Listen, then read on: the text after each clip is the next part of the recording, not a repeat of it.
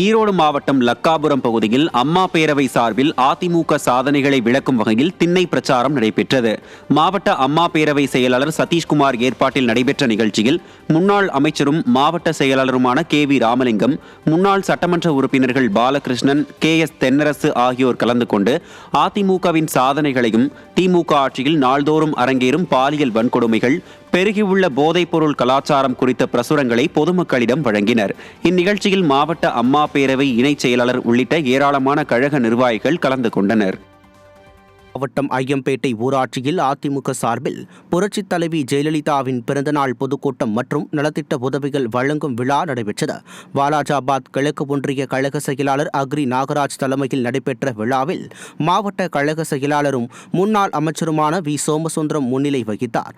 கழக இலக்கிய அணி செயலாளரும் முன்னாள் அமைச்சருமான முனைவர் வைகை செல்வன் கலந்து கொண்டு சிறப்புரையாற்றினார்.